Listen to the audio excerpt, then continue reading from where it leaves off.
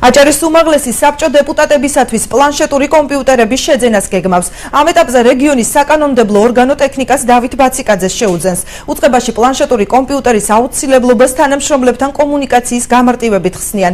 უმცირესობაში ფიქრობენ, რომ დეპუტატებს შორის კომუნიკაციის პრობლემა არ არსებობს და პლანშეტური კომპიუტერი საჯარო მოხელეთა ოჯახის წევრებისთვის იქნება განკუთვნილი. თემაზე სულხან მესხიძე მუშაობდა. 8 ცალი პერსონალური კომპიუტერი, 16 ერთეული სხვადასხვა ტიპის პრინტერი, 300 ცალი დისკი, 15 ცალი მეხსიერების ბარათი და 1 პლანშეტური კომპიუტერი. კომპიუტერული ტექნიკის შესაძენად აჭარის უმაღლესმა საბჭომ ტენდერი გამოაცხადა. ტექნიკის შეძენაზე საბჭო ბიუჯეტიდან 11,700 ლარს დახარჯავს.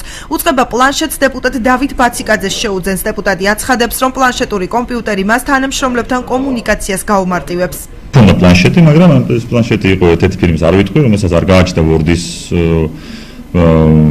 პროგრამა, აქედან გამომდინარე ვფიქრობ, რომ Word-ის პროგრამა აუცილებლად გვჭირდება, რომ ამ ელექტრონული ურთიერთობებით ელემენტარი წაიკითხოს და ამიტომ მოითხოვეთ, რომ ყოფილიყო პლანშეტური კომპიუტერი. უწყებაში ახალი ტექნიკის შეძენის აუცილებლობაზე საუბრობს დეპუტატი ალექსანდრე ჩიტიშვილი. მისი თქმით, კომპიუტერები მოძველდა და გამოსაცვლელია. იგი განმარტავს, რომ საჯარო მოხელეები ტენდერის შემდეგ ტექნიკას თავად აირჩევენ. კომისია არ დაუშვებდა თუ არ იყოს აუცილებლობა, ანუ გვაქვს ძველი ტექნიკა, რომელიც ჩამოიწერება და რომ კარგად იფუნქციონიროს უმაღლესმა საბჭომ, საჭიროა ახალი ტექნიკის შეძენა და ამაში მე რაღაცას ვერ ხედავ, ტენდერი გამოცხადდება და შევძლებთ ახალ ტექნიკას.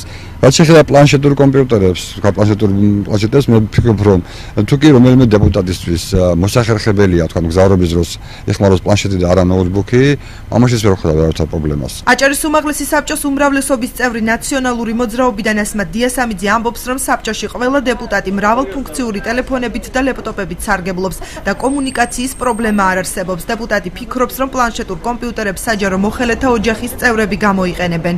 შესაბამისად ეს ნოვაცია და სიახლე არ არის.